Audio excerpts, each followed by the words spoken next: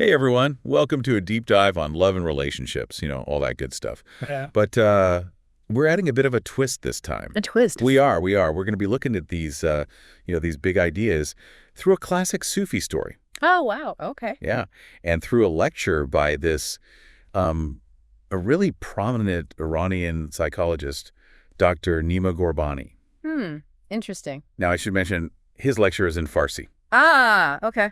But don't worry, we got the translations, and we're going to break it all down for you. No worries. Well, that's what's so cool about this, I think. It's how Dr. Qurбani brings together all these different worlds, like ancient Sufi wisdom and then modern psychology. Even throws in some neuroscience, too. Yeah, totally. And to really drive it home, he uses this really well-known story from Rumi's Mathnawi. Oh, I love Rumi. It's about a king, a maiden who's lovesick, and then there's this mysterious healer. Ooh, mysterious. Okay, I'm hooked already. Tell me more. Well, the story, it gives us a new way to look at relationships. I like it. All right, lay it on me. What's this story all about? So picture this.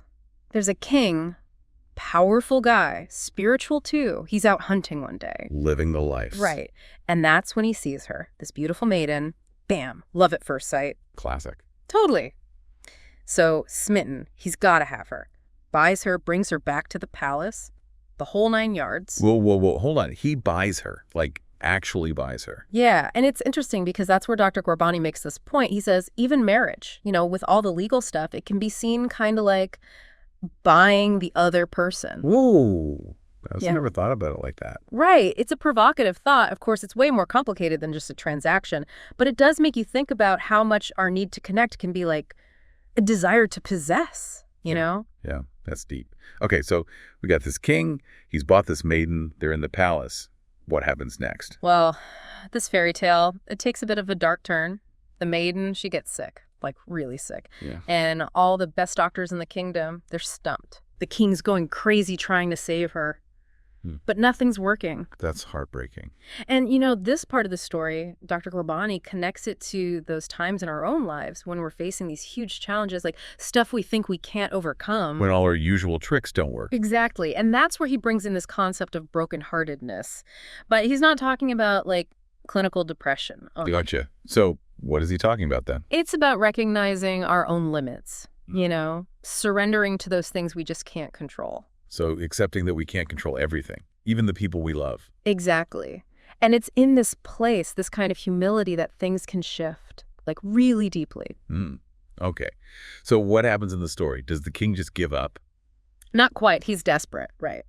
So he turns to prayer, and in a dream, he meets this wise, mysterious healer, and the healer promises to cure the maiden. It's like letting go opened up this new path he wouldn't have seen otherwise. That's exactly what Dr. Qurбani is saying. He even talks about this patient he had who dreamt about going to Chile. And after that dream, everything just fell into place for her to actually go. No way. Yeah. It's like when we loosen our grip, we open ourselves up to these possibilities we never even knew existed. I love that. Okay, but hold on. Does this healer dude actually show up in the story? Like in real life? He does. And that's where the story takes a turn. It starts reflecting how love itself can evolve. Oh, how so? Well, the story goes from the king being all possessive and obsessed with the maiden to a more mature kind of love, respectful, right. Recognizing her as her own person. So it's not about trying to change the other person or like force them to be what we want them to be. Exactly. And Dr. Qurбani really emphasizes this Farsi word, adab. It's about respect, courtesy, and gratitude. He says it's key for healthy relationships. That makes a lot of sense. So respect, courtesy, and gratitude, not just for our partners, but for ourselves too, right? Yes. And it's funny because I was thinking about how, in those early stages of love, we can get so caught up in our own desires, like we're trying to project onto the other person instead of appreciating them for who they are. Oh, yeah, totally. We've all been there. It's that control thing, But Dr. Qurбani suggests that to be truly intimate, you got to let go. You got to recognize that the other person isn't just an extension of you. That's a powerful idea. Yeah. So we've got this idea of brokenheartedness leading to surrendering control, which then leads to a more mature, respectful love that's full of adab. I'm starting to see how it all connects, but I'm also wondering. Well, what's really interesting is that Dr. Qurбani doesn't stop there. He goes on to talk about the power of our inner world, like our thoughts and fantasies. And he says we shouldn't just dismiss them because they actually shape our experiences and how we relate to others. Because our inner world affects our outer world. That's a pretty big concept. It is. He even brings it back to the story. Think about it. The king's intense desire to save the maiden, all those prayers and that vivid dream, it all played a role in the outcome. It's almost like he unconsciously brought the healer into his life. Wow. That's really making me think. It's like we're all co-creating our realities, not just in romantic relationships, but in everything. That's a great question, and it's one Dr. Qur'bani really encourages us to think about. But before we go too far down that rabbit hole, I think it's worth circling back to this idea of adab. I think there's a lot more to unpack there, especially when we're thinking about how it relates to modern relationships. So about this adab, this respect, courtesy, gratitude thing, I mean, is it really possible to keep that up all the time? Especially when, things get a little rough in a relationship. That's a good question. Gets right to the heart of it, Remember the king? He was so fixated on fixing the maiden, he totally missed the chance to really see her, to respect her, as an individual. Yeah, totally. He wasn't exactly coming from a place of adab, was he? He was all about control. But how do we switch that up? I mean, how do we go from wanting to control to actually being respectful, especially like during arguments? Well, Dr. Qur'bani thinks that's where this brokenheartedness thing comes in. It's not about wallowing, right? It's about recognizing, okay, I can't do everything, embracing some humility. Right, okay. So admitting we can't control everything, even the people we love, that can lead to more respect. But doesn't that sound a little risky? Like romanticizing being brokenhearted?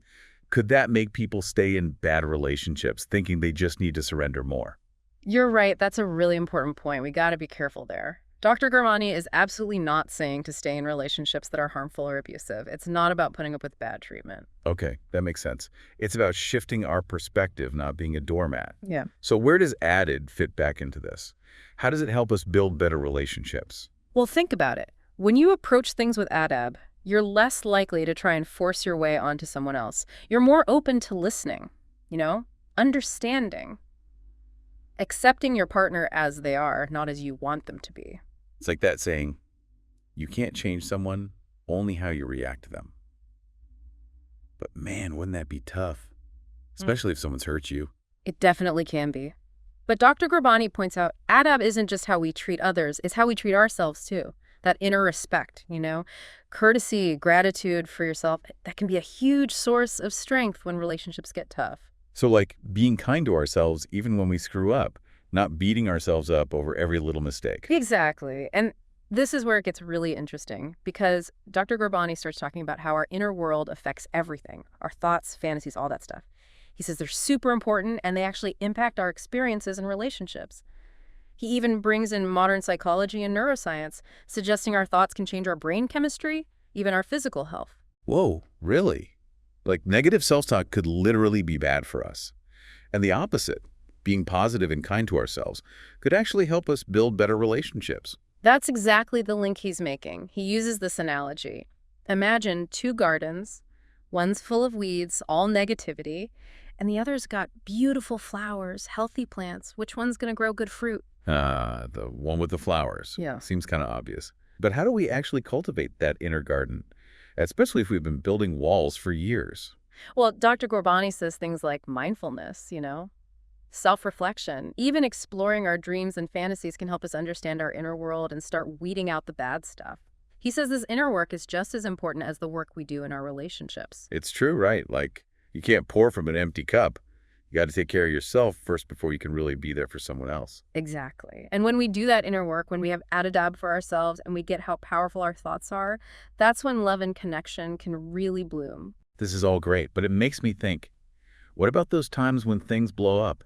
Even when we're trying our best, even with all the adab in the world, people are going to disagree, right? Well, absolutely.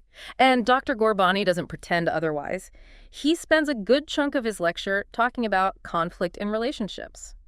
Actually, he says conflict can be a good thing, a chance to grow, to connect more deeply. Wait, seriously? How? Well, think of it like this. When there's a conflict, it usually means something's off. Maybe someone's needs aren't being met, a boundary's being crossed, or you just disagree on something. So instead of freaking out, we should see it as a sign that something needs attention. Yeah. And that's where adab comes in. If you approach the conflict with respect, courtesy, genuinely wanting to understand the other person, it becomes less about being right and more about finding a solution that works for both of you. All right, so conflict can be good.